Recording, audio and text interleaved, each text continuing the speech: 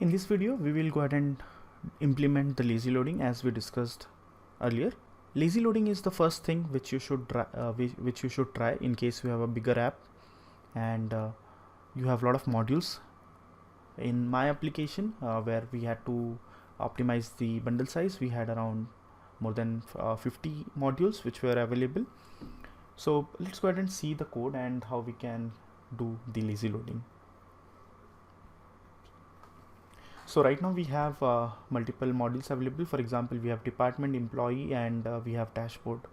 And now we have configured all those as a component. So the first thing which we will do is we'll create the modules which we already have available here, but we will also create the routing module. So we already have this dashboard module available, so we have to create a file manually. So I'll go ahead and do that. So I'll call it as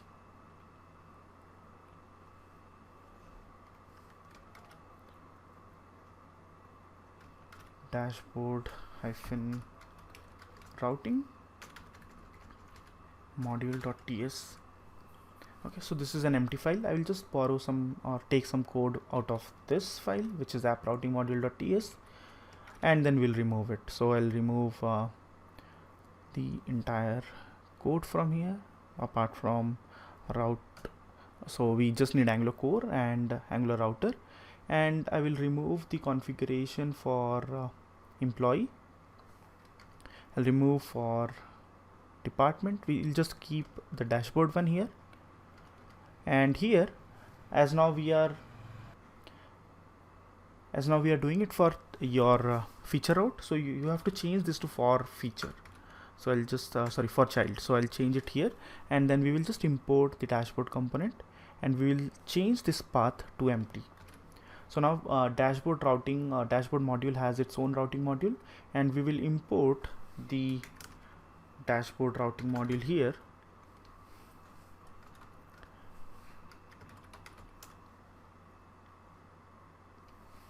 I need to change the class name as well, so let's go ahead and do that. Let's rather than app, I'll just say this is dashboard routing module, and once done, let's go ahead and import it. Okay, so now your dashboard module contains its routing module, as also it has its own we already had a feature module. Now the next thing which we have to do is we will go ahead and remove the dashboard component from here.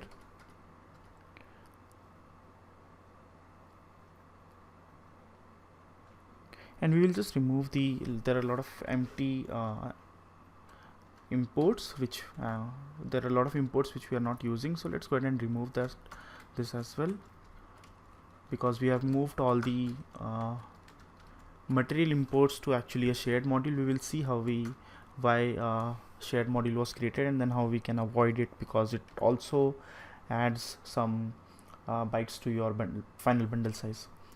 Now okay, so now we have this shared module. Your main module or root module does not contain any information about the dashboard. So how to make it work? So now we'll go to here, we'll just keep the path as it is, and here we will change this property. So it won't be component and dashboard component, we'll change this to load children, and this code will, now we will use the native import, and here we will pass the path to our module. So we'll say okay, this is ./dashboard module, and then we have to use .then, and here I'll just use a variable called m, and m dot our dashboard module. Now we have configured the lazy loading for dashboard module, and before we go ahead and see our bundle size again, we will run the application, or we'll run the application to see if it works, and then we will configure for all three modules, and then we will verify our bundle size. So let's go ahead and run this.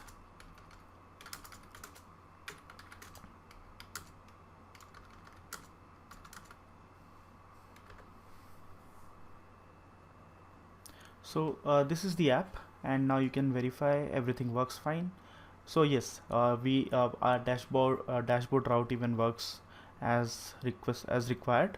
And now we can just verify if the lazy loading is in effect. So we can go to network and then just refresh a page, and now you should be able to see a separate bundle for dashboard module.js.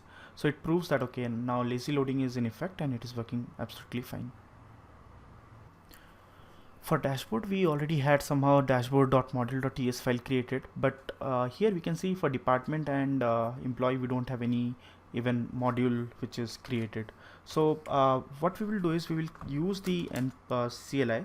So I'm using npm run because I have nvm installed, but you can just do ng generate module, and then you can say okay, you want to create a module called employee.